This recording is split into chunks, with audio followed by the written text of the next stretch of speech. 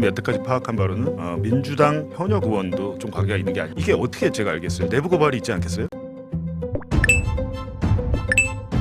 봉지욱 기자의 특종입니다. 어제도 페이스북을 통해 이원주 의원을 직역하며 경고를 했는데 충격입니다. 중요한 폭로 끝까지 봐주시고 여러분들의 생각 댓글로 부탁드립니다. 이런 게 돌아다닌다. 커뮤니티를 누가 쓴 거예요, 저거를? 모르지. 이게 출처도 모르고 뭐도 모르는데 이제 공통적인 것은 소위 말해서 요즘에 좌표 찍혀서 이제 공격 당하는 분들의 교집합인데. 아니, 우리 진행자 중에 지금 우리 여기 4명 있잖아요. 없어가지고 이거 네 명 있고. 리벅스쿨을 항의 좀 해줘요. 근데 저는 딱 보다가 저 정원호 서울시장 후보 이렇게 돼 있는데 제가 물어봤어요. 왜 서울시장 여기 왜 들어가고 정원호만 무슨 얘기를 하신 거예요? 그랬더니 자기는 전혀 관련 얘기를 한 건 없다라고 하는데 일단 들어 있습니다. 지금도 지금 리박스쿨이 움직이고 있습니까? 지금 저는 그렇게 보고요. 네. 작전 세력들이 일단 들어와서 댓글 부대 소위 말하는 진보 댓글 부대죠. 진영대에 뭐 갈라치기나 뭐 공격 등을 그러니까 순수한 민주당 당원이나 지지자 말고 국민의힘 쪽이나 이제 리박스쿨 소위 말하는 댓글 갈라치기 작전 세력들이 일부 들어와 있는 걸로 보이거든요.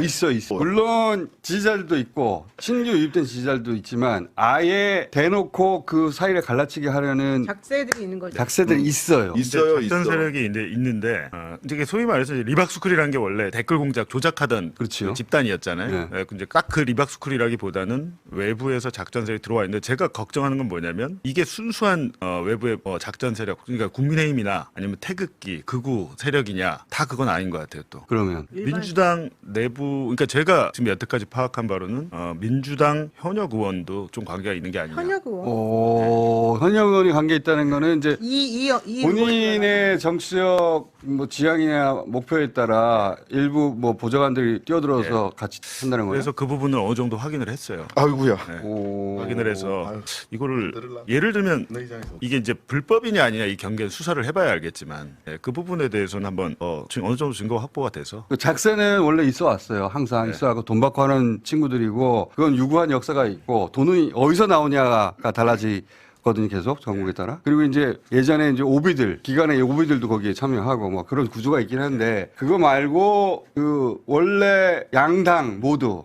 또 이 댓글 공작을 한다기보다 댓글 공작만 하는 사람들이 있었죠. 또. 그러니까 댓글 공작이라기보다는 그 온라인 여론 팀이라고 불리는 그런 팀들이 과거에는 있었거든요. 근데 지금도 있어요. 그거 돈 받고 해주는 사람들도 있고. 그러니까 예를 들면 좋게 얘기하면 자기의 특정 뭐 내가 의원이다. 그럼 나에 대한 홍보 영상, 내가 의정 활동한 영상을 쇼츠나 인스타그램에 올려 돈 받고 하는 분들이 있더라고요. 지금도 그분들한테 의뢰한 의원들이 있더라고 보니까 제가 그 계정에 들어가서 보니까 그거는 바이럴 마케팅 근데 맡기는 그거는 건데. 뭐 긍정적인 측면이니까. 근데 그게 아니라 이제 뭐 예를 들면 네거티브 바이럴을 보좌진을 시켜서 본인에 대한 나쁜 기사를 밀어내는 댓글 작업을 하라고 지시를 한다든지. 본인에 대한 나쁜 기사를 밀어내는 거. 그 정도는 뭐. 근데 이런 것들이 특정 다른 또 경쟁 뭐 예를 들면 뭐 내가 지자체 선거 출마하려고 하는데 상대 후보를 밀어내는 목적을 한다든지. 된다. 거기서부터는 불법으로 넘어가는 그러니까. 근데 그게 되게 좀 경계는 애매하지만 지금 벌어지는 현상이 순수한 이재명 대통령에 대한 신규 새로운 지지자들만 하는 것 같지는 않다.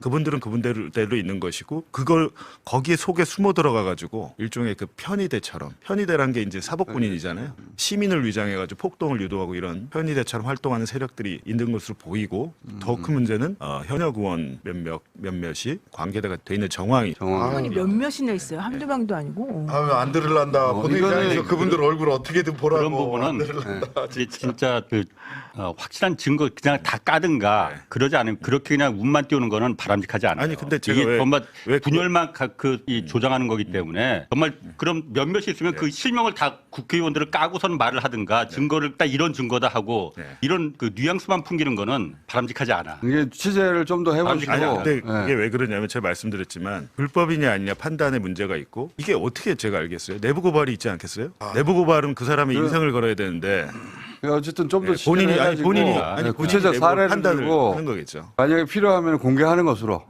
가뜩이나 민주당 내에 그 분열이 지금 심상치 않은 상태인데 이걸 갖다 더 조장하는 거는 실한 증거가 있어서 이 사람은 그게 잘못이다. 아니고요. 불법이다 조장이 아니고요. 있는 현상에 대해서 들어가 보니까 이런 일이 있더라고 말씀을 드리는 거지. 그리고 그 제가 드린 말씀은 그건 한 사람의 내부 고발자의 인생이 달린 일이기 때문에 제가 하라 마라 얘기를 못 하고 있는 겁니다. 본인이 결심하면 하는 거죠.